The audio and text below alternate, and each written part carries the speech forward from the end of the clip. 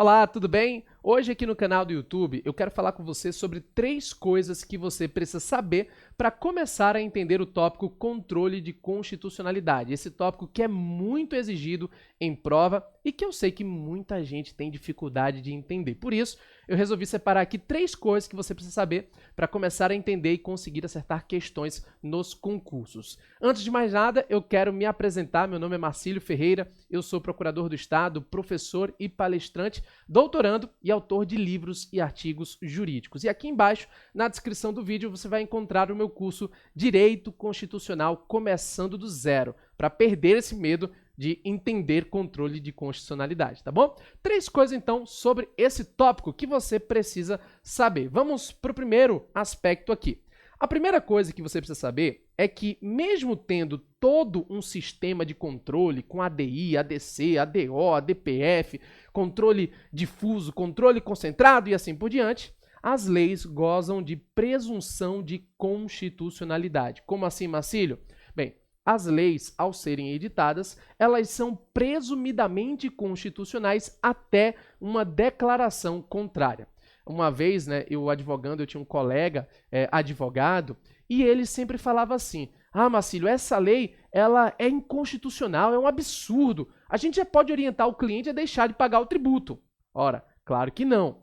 A lei, por mais que ela seja absurda, por mais que ela seja inconstitucional, quando você faz a leitura, ela é presumidamente constitucional até uma declaração posterior. Então, se você tem um cliente que está pagando um tributo que foi instituído por uma lei inconstitucional, você não pode parar de pagar. Você deve ajuizar uma medida e requerer uma liminar para suspender esse pagamento, tá? Por quê? Porque a lei, por mais absurda que ela for, ela é dotada de presunção de constitucionalidade, tá? Um detalhe aqui importante. Essa presunção, no entanto, é relativa, não é uma presunção absoluta. Por quê? Porque admite impugnação. Você pode ajuizar uma ação e discutir isso de maneira incidental. Você pode, se for um dos legitimados do artigo 103 da Constituição, ajuizar ADI, ADC, ADO, ADPF. Enfim, é possível impugnar. Então, a lei ela é presumidamente constitucional até uma declaração futura. Presunção, então, relativa. Segundo aspecto que você precisa saber diz respeito à natureza dessa declaração de inconstitucionalidade. Como assim, Marcílio? Quando um tribunal, quando um juiz declara uma lei ou um ato normativo inconstitucional, essa declaração tem que natureza?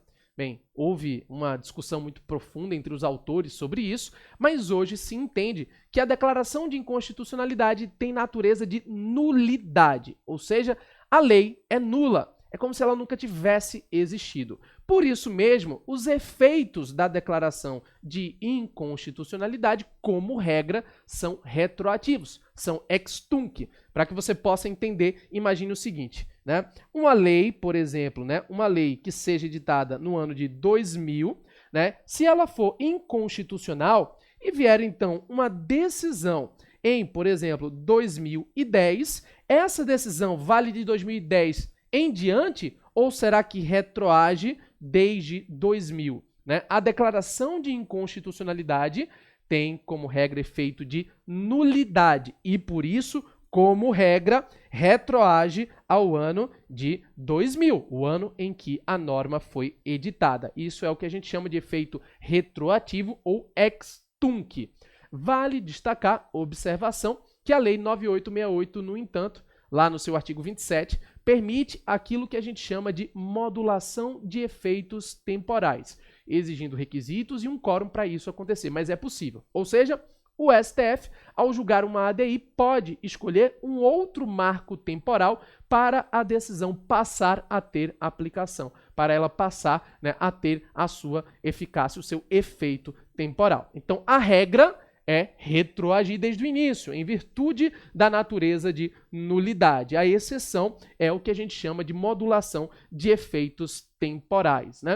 Justamente pela natureza da declaração ser de nulidade, é que, diante desse contexto, uma ADI, uma ADC, uma ADO, uma ADPF não tem prazo prescricional. Ela pode ser ajuizada a qualquer momento. Perceba, mesmo a lei sendo de 2000, A decisão, a ADI, poderia ter sido proposta em 2010, em 2015, em 2020, em 2030. Sendo uma nulidade, não se prescreve, né? Um pressuposto básico que você deve saber é que não se convalida, atenção, não se convalida inconstitucionalidade. Se uma lei é inconstitucional, nada vai convalidar isso, nem uma emenda. Né? Eu já vi isso, por exemplo, sendo cobrado em prova. Uma lei foi editada, ela é inconstitucional. Amanhã se faz uma emenda para tentar torná-la constitucional. Pode? Não, não pode.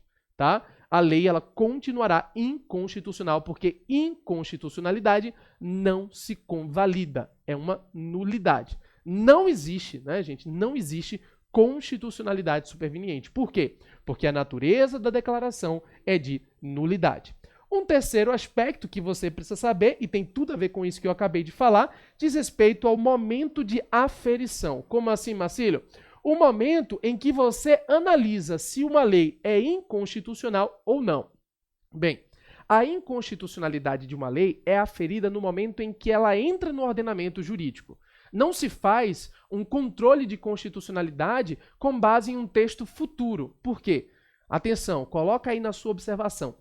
Não existe constitucionalidade ou inconstitucionalidade superveniente. Isso não existe, tá? Superveniente não existe.